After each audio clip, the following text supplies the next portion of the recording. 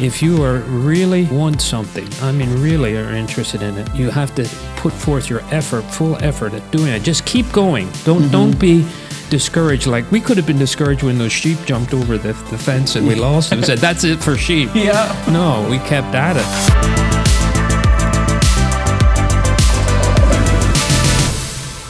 How's it going? Welcome back to the channel. Today I got to talk with Roger Bowman. He is a modern day shepherd, really awesome dude. Talked a little bit about some really interesting stories of what's happening in the sheep industry, but also just gave us some good encouragement on persevering through some of life's really hard struggles. So let's get to the show. Roger, I know you from coming in here, but it was cool the first time you came in, we kind of made the connection that you rent your farm, or you rent a farm from one of my old coworkers' grandfathers. Oh, right? Yeah, that's right. Yeah. Bo. Yeah. Yeah. So I worked with Bo, and so you're a shepherd. Do you call it sheep farm, or do you usually say shepherd? I usually say shepherd. Yeah. Well, sometimes I say sheep farm. It depends who I'm talking to. Yeah. So you're a shepherd, and you've been doing it for how long? Well, this will be 50 years in March that we've had sheep. Yeah, we started back in 1974. That's pretty awesome. Yeah. And you've had a pretty full life. Yeah. Do you know what? I want to tell you something about that. Yeah. You'd be like, now that you brought up about when we started. Back in 1974, we didn't know anything about sheep. Okay. Or very little about sheep. I was always interested in farming, and I knew a lot about general farming, but not a whole lot about sheep. Okay. And we went and we purchased 2 lambs and brought them home. And one thing we never realized is that the one end of our barnyard has a stone wall, and the stone wall wasn't quite high enough. We never realized how high sheep can jump. Oh my. So we let these lambs loose in the barnyard, and the first thing they do is they go and jump over this wall, and there they are. Now where we live on a 23-acre farm out in Greenwich Township, and it's a lot of woods around there. So the first thing that happens is these sheep run into the woods. Oh no! Now what are we going to do? Just bought these sheep, and we didn't have much money back then, to replace them or anything. So we ended up. I worked at Fleetwood Middle School. And we got a bunch of teachers together. They said, I told them the story about what happened. Yeah. And they said, well, we're going to come and help you. Yeah. Oh, okay. So we organized this huge sheep herding group. It must have been 25 people, that friends and coworkers that came, and we scoured the whole side of the hill in the wooded area to find the sheep, and we couldn't find them. Oh my. Yeah. And then one day I come down, I come out, and sure enough, there I see the one sheep. Okay. I thought, I'm going to see if I can catch it. Now, I was young back then, I was in my mid-20s back then. So I start running, again, not knowing how to handle sheep properly. I did the wrong thing. I start running after it. Oh, no. And it runs out our dirt driveway, and I'm running after it, and I keep running and running and running, and the sheep keeps running, and before it went out onto Old 22, I had run. Now, this may be hard for you to believe, but I actually ran the sheep down. It foundered. It went down. I tired it out so much that I could grab it, and I brought it home. Oh my! So that's the start of sheep farming. Yes, we did not have a good start. Yeah. The other one we never found, but the next year, my neighbor said, hey, I found a dead sheep carcass up. It didn't make it over the winter. Oh, no. But anyway, we did get that one back. Yeah. But that was not a good way to start. No. So after that, like you said, 50 years later, how many sheep do you have? Well, right now, it varies throughout the year. Okay. Depending on what's going on the farm. Right now, we have the numbers are down a little bit. We have about 65 to 70 sheep. Now, some of them, we have our farm here in Greenwich Township, but my daughter and son-in-law have a small farm up in Huntington County, and some of them are up there for part of the year, and some they come back and forth. Okay. But we have 2 breeds of sheep. We have Corriedales and we have Dorsets. Okay. And the Dorsets are more my daughter's favorite. Okay. and they're up there like right now. The Dorsets are all up there, and they'll be there. They were there for when the breeding season started back in the end of August. And they'll lamb up there in January and February. Okay. And then when the lambs are big enough, around Easter time, when they come back down for Easter, they'll bring the lambs along. And then they'll come back to our place because we have a better market for them. Gotcha. And then the ewes, the Dorset ewes, will come back in June, and we take them to the folk festival, the Kutztown Folk Festival, to get shorn down there. They use them as sheep for the shearing demonstration. Oh, neat. So I know we've talked before, because it's always intriguing to me, kind of all the different things that go into it. Yeah. But we've talked before about how there's different sheep that are kind of, some are more meat breeds, some are more wool breeds, and then others are kind of in the middle. Yeah, you have a good memory. Talk a little bit about the two ones that you have. And the Dorsets, which we have about a third of them are Dorsets. And the Dorsets are more of a meat breed. They're very fast growing. They're more heavily muscled.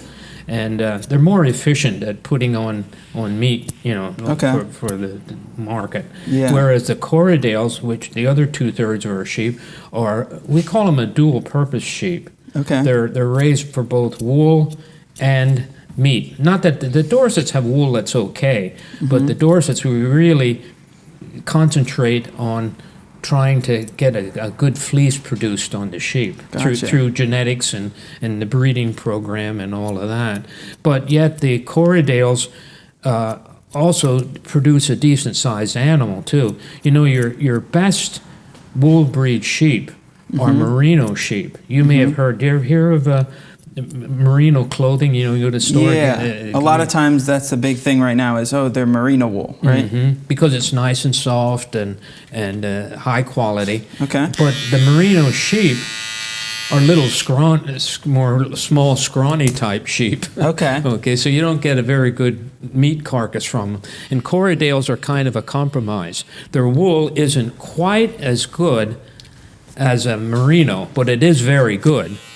But you get a much bigger sheep, a nicer sized animal, and so that's what we're interested in. Yeah. And you were telling me a little bit about the struggle of the wool market right now. Oh yeah, right now it's really, really bad. What has happened is a couple years ago, and I don't like to get into politics too much here. But what happened is when President Trump was our president, they put a tariff on iron in China. Okay. And China retaliated with the tariffs by putting tariffs on a lot of agricultural products. Oh, gotcha. And one of the big ones that they put a tariff on was wool. Oh, wow. They put a 25% tariff on American wool. Oh, my. And what they did not do is they didn't put a tariff on Australian or New Zealand wool. Now, China is the largest buyer of American wool, or had been. Had been, yeah. So you can see what happened now. Now they're buying their wool from other countries. And so this past year, last year, we only got 1 cent a pound for the wool, which is terrible, Now, hopefully it's starting to turn around, I think, because there are some other countries starting to take over the wool business. India is interested in producing wool garments and that kind of thing. So hopefully it'll get a little better. By the way, we just had our wool pool 2 weeks ago. Yeah. Talk about that a little bit. You don't know what a wool pool is? I know you told me a little bit about it. You said it's something about how different wool farmers or shepherds will come together and put them to. Tell me more about it. Yeah, okay. In your words. Okay, well, first of all, my son, when he was real small and was going to go to the wool pool, when he got there, he said, "Where's the water?" Yeah. It's not that kind of a pool. Yeah. What it is once a year, our Berks County Sheep and Wool Growers Association sets a time. We get a buyer. We try to find a wool buyer, and we set up a time and place, which this year was the Leesport's Farmers Market on Saturday from 8 to 12, and everybody brings their wool in there, and then it's weighed, and it's put on a bag. If it's not bagged properly, we bag it in big bags, 8-foot high bags. Oh, wow. That burlap bags that we then, someone gets it, it's on a stand, and then someone gets in there and stomps the wool down, and then we dump more wool in, then we stomp it down more. Keep doing that till you have anywhere from 150 to 200 pounds of wool in the bag. Oh, wow. And then it gets loaded on a truck, and it goes to the buyer, and then they take it apart and grade it according to the quality of the wool that's in there, and then they send a check back to the farmer that sent the wool in. And so basically, you can all have one buyer instead of not being able to have enough for a buyer to buy from you, correct? Yeah. You get down to it, most farmers don't know where to sell their wool. Gotcha. Who do you get contact with? Now, with our Corriedales, we're lucky in that we have a very high quality wool, with the fleece. So a lot of when we do our shearing, which is usually it's in the spring, usually the end of April, beginning of May, what we do is we pick out the best fleeces. And some of our sheep are covered. I put covers on them starting about this time in November, and the cover will stay on until they're shorn, so it keeps the fleeces a little bit cleaner. Oh, yeah. And then we'll pick out those best fleeces, and some of them will go to the farm show and Keystone Livestock Expo for competition. And then others will be sold to people who do hand spinning, ladies with spinning wheels, and men neat. too. Yeah. And we sell quite a bit of our wool that way. Now there we can get a much better price. That makes sense. Instead of a penny a pound, we can get $2 a pound maybe. Yeah. It's much more economical. Yeah. We've done very well at Farm Show too. In the last 10 years, yes, it is. It's 7. We've had 7 first place grand champion auction fleeces. Oh, wow. At Farm Show. That's so incredible. We've done very well. In the auction class. Yeah. What they do there is we take our fleeces in, and there's 2 categories that they judge the wool in. They have a category where it's judged just like any other commodity at fairs or Farm Show, where you then are judged according to your placing, and then at the end you take your fleece home with you again, all right? But then they have a second class, which is called the auction class, and there you put your fleece in, and then after the sheep to shawl competition, and they sell the shawls, we sell the wool fleeces at Farm Show. But that money then goes to the scholarship fund. Oh, that's neat. For the Farm Show. Yeah. So what Nancy and I usually do is we put some fleeces in the regular category, where you bring your fleece home, and some we put into the auction. We don't get money for it, but what they do to encourage people to put fleeces in the auction class and donate, you're donating the money, your fleece to the scholarship fund. What they do is they give you a double premium for whatever your prize money is. They double it. That's nice. So that's nice. So Roger, what I've kind of heard is you've been through a lot of different things in your years of farming, and I know that from some of our previous conversations that you didn't start out as a farmer. No. Like a lot of farmers, they have their family that they get a farm passed down from. And your first experience was you got to and you lost 50% of your flock. Yes. How would you kind of talk to someone who is really wanting to be a part of a dream that they're having, but they're not seeing the success right away? Well, I think it's important for you to stay with it, all right? If you really have a dream of something you really want to do, and you work at it and stay with it, you're going to be successful in one way or another. I grew up in town, in a small town, Yeah. a little smaller than Hamburg, but I was always interested in farming. But my family didn't own a farm, so I wasn't going to inherit one. Yeah. All right.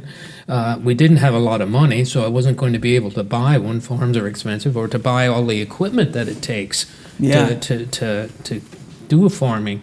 But I just kept looking at saving money, and luckily, I didn't talk about her. My wife, Nancy, she was a very important part of this whole thing. She's half of a Winterside farm, Yeah. of our farm, and I'm so thankful and appreciative that she's put up with all of this all these years. Yeah. She did not grow up on a farm. I mean, she lived out in the country on some acreage, but she was not a farmer. She wasn't a farmer. Yeah. And she put up with all this. But anyway, we worked together, and we eventually found a place that we could afford. After 3 years of saving money and living in town, we found a place. Now, it was all run down. I mean, it was almost at the point of being unlivable. Wow. It was at that point, it had been sheriff sailed, Oh, wow. the farm a few years earlier.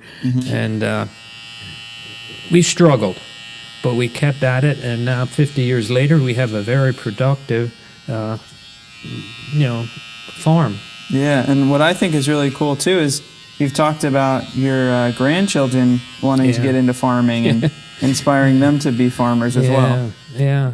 I don't know that I actually ever went and said, I want you to be a farmer. No, I don't know if it's genetic or Yeah. just our influence. It's probably a combination of both. Yeah. There may be some genetic factor there, but also that they see they're around us and Yeah. see how dedicated we are Yeah. at what we do. And I have 7 grandchildren. My daughter has 4 children, and my son has 3 boys. And I am extremely fortunate in that all 7 of them are somehow interested in agriculture. That's pretty neat. Now, not all of them necessarily in sheep. Most of them are in the sheep too, Yeah, so in yeah. one way or another. Yeah. But they're all interested in agriculture, and I'm so happy about that. Yeah. But again, I was a teacher years ago, and one of the things we were talking about following a dream. Yeah. Yeah. And I used to say that every year. I try to bring that up somewhere in class, that if you are really, really want something, I mean really are interested in it, you have to put forth your full effort at doing it. Just keep going. Don't be discouraged. Like we could have been discouraged when those sheep jumped over the fence and we lost them. Said, that's it for sheep. Yeah. No, we kept at it. And today Yeah. we're well known. Sometimes I never finished how many sheep we have. Right now we have about 65 to 70. But when the lambs start coming in January, we'll be up to 120. Oh, wow. Yeah, That's a lot. yeah. Well, we get oftentimes at least half of them have twins, Okay. and that increases in numbers pretty quickly. Yeah. Yeah. Although lambing season is I shouldn't say stressful, but an anxious time for me. Because they're lambing in January and February, and you know what the weather's like then. Yeah. And Kind of be out in the barn. go out at midnight, have to go out at midnight and check, and I'm always glad when I go out there and, everything looks good. Yeah. But sometimes you have ewes having lambing problems. Once in a while we have to pull a lamb out. Yeah. That's always stressful on the sheep and on me. Yeah, I believe it. Now, one of my favorite stories that you've shared with me is the story when you had those lost sheep. Oh, yeah. Yeah, and I always, when you were sharing it, I couldn't help but see the similarities of the Bible story that talks about the lost sheep. Oh, yeah. But I'd love to hear your story of the lost sheep that you had. Okay. And how you got them back. In the morning before I'd go to school, I'd be going out I had to feed all the sheep. I got up about 5:30 and go out and feed. And there was a group of 3 ewes that were up behind the house in a pasture up there. And I always fed them last. So here it's getting close to the time I need to leave for school, but I'm going up to feed those sheep, and I look, and the fence is bent down, and the sheep aren't there. Oh, no. I think, oh, where are they? What happened here? So they apparently they jumped out over this fence somehow. Yeah. So I'm looking around trying to find these sheep, and I can't find them anywhere. Well, I had to get to school. You know, it's getting close to 7 o'clock. I had to get going. Yeah. So I thought, well, what am I going to do? So I went to school, drove to school. When I came home that evening, the first thing I did was I went around all over the farm trying to find these sheep. There was no sign of them. I got in the car, drove around the whole neighborhood too, thinking they might have moved on to another property. Couldn't find them. The next day, I did the same thing in the afternoon. I still no sign of them anywhere. Okay, then the next day was a Saturday, and I heard very early in the morning. I heard someone out front in a truck blowing their horn on our driveway. So I go out, and it's the man that does the milk testing. Okay. And he said, I don't know whose they are. He said, but I saw 3 sheep down in this little pasture right down between Old 22 and 78. He said, they're down in that little hayfield down there. I said, well, I know whose they are. Yeah. They're mine. Yeah. So I got my son, who lived at home at that time, and we hooked up the trailer, and we went down to this field. And I saw the sheep up at the other end of this pasture. And it was only about a 1 1/3 acre pasture. It's a small pasture. But the difficult part about it is you have Old 22 on one side, and on the other side of the field is 78. Yeah, for people who aren't familiar with that, Right. I mean, it's a major highway and a busy road with a lot of turns and S's in it, right? Yes, exactly. And I could just see, if I go up there after these sheep, thinking about what happened when we first had sheep, Yeah. they're going to run out on the road and create a disaster. Well, anyway, we pulled the truck and trailer into one end of the field, and we opened the door, and I said to Mike, now you stand behind the door, and I'll try and get them down here. And when they get in the trailer, you close the door real quick. Yeah. Now, I had brought along a 5-gallon bucket with some feed in it. So I thought that often works to try and get them to guide them in with feed. Yeah. So I start walking up to the other end of the field. Now, it was about, I don't know, maybe 100 yards, maybe more than that, a little more than that, up at the other end. So I start walking up towards them with this feed bucket, and they come running towards me. And I think, oh, great, they're coming over here. Yeah. And they keep coming, and all of a sudden they run right past me. So, whoa. And then my heart sank. They ran past me. I turn around, and what do? They run down to the trailer, make a right angle turn, and run onto the trailer. Oh, and Mike closed the door real quick. And it was almost like they were saying, we're lost, take me home, take me home. I still can't believe it to this day that they ran right on that trailer. Yeah, because that's obviously that's not a common thing. No, it is not. So, but anyway, think of that when Jesus talks about that in the Bible, about I'm the good shepherd, I take care of my sheep, and my sheep know me by my voice. It holds. Another thing, I don't know if I'm going on too long here. No, keep going. Another thing. Just put your chin down. When our sheep, at our place, we have a pasture that goes up a steep hill at the west side of the barn, and the sheep can go up on top and you can't see them anymore. Now, I can go out there with if they're up there, I can't see them, and I want them to come down to the barn. I can go out there and call them, and they'll come running down.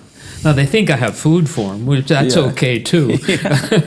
But they know my voice. But if you would go out there and yell, they'd most likely do nothing or maybe even run away. Yeah. They know me.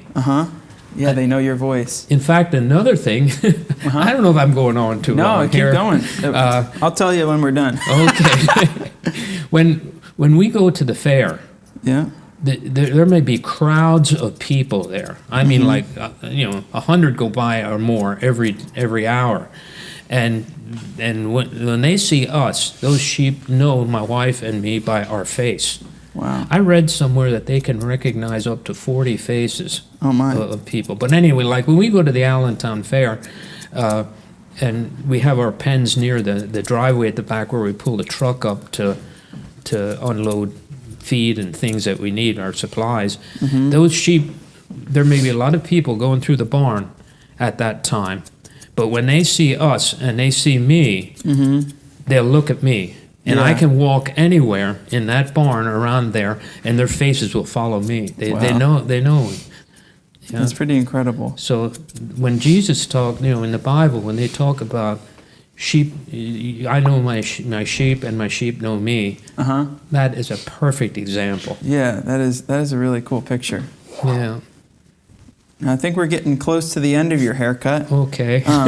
But as we kind of get towards the end, I would love to hear, I've been asking everybody this question at the end, is if you could give advice to your 14-year-old self, what would one or a couple pieces of advice be that you would give? To myself? To your 14-year-old self. If you could go back in time, take a time machine back, what would you give what advice would you give to your 14-year-old self? Well, like I had said earlier, follow your dream. Don't give up on it. Be persistent. Always do the right thing. Be nice to people. That's something that always bothers me when people are not nice to other people. Think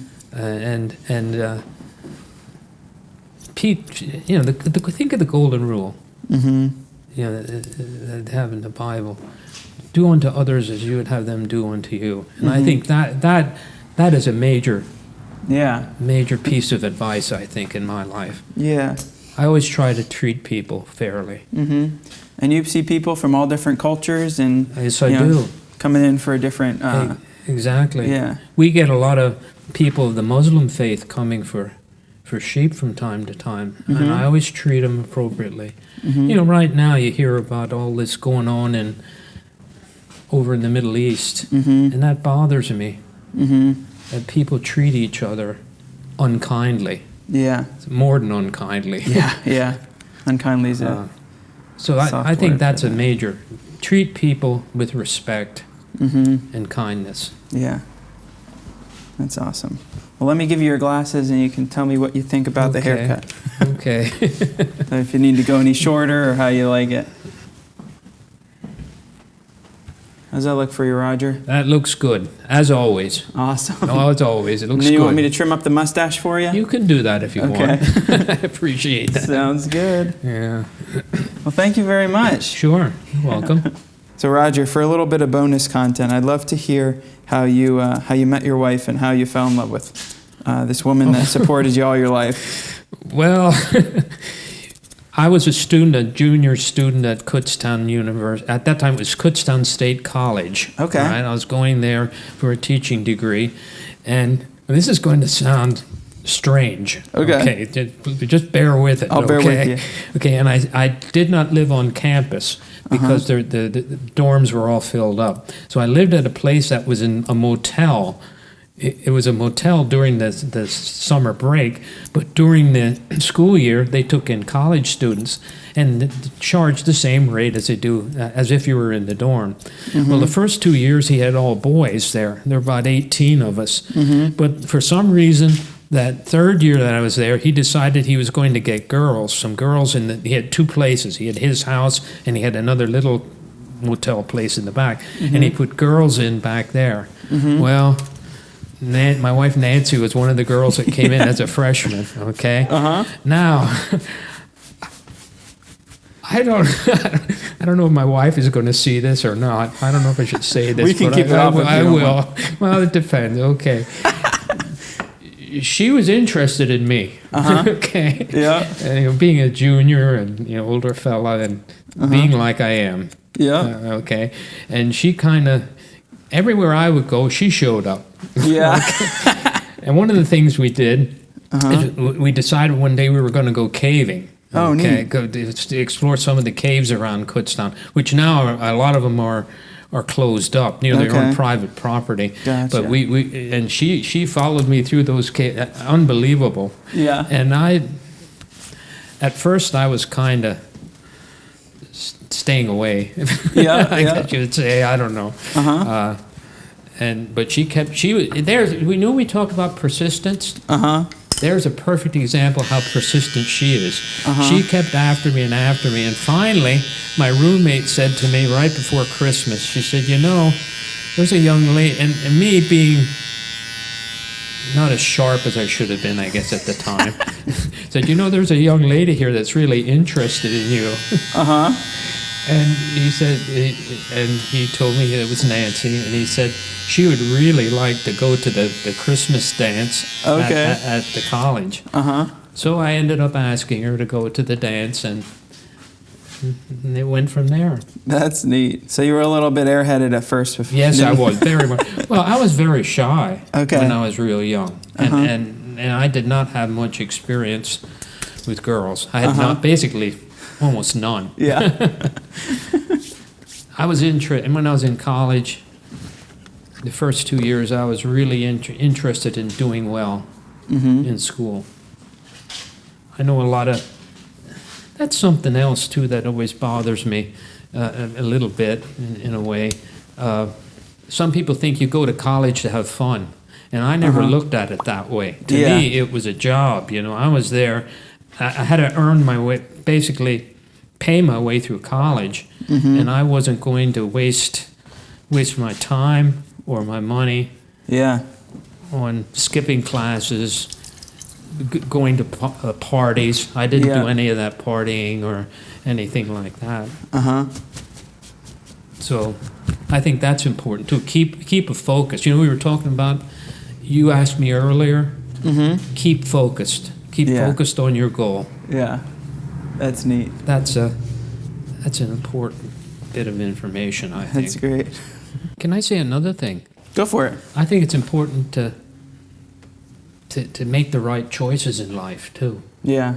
People sometimes make bad choices that affect their whole life from there on. And I was just thinking of that as you were shaving my mustache, that my wife, when she was starting as a freshman in college, didn't always make the right choices. Oh, yeah? Choice, I should say. That she wasn't focusing on her schoolwork like she should have. Too busy focusing on you. And I think that was it. and other things. I don't know. I won't, whatever that was. But when she got connected with me, her first semester, she didn't do so well. Let's put it that way. Yeah. But then getting connected with me, and I'm not trying to promote, this is not promoting myself here. No, I know what you're saying. But because I was very interested in grades and, being successful, it changed her. Yeah. It honestly did.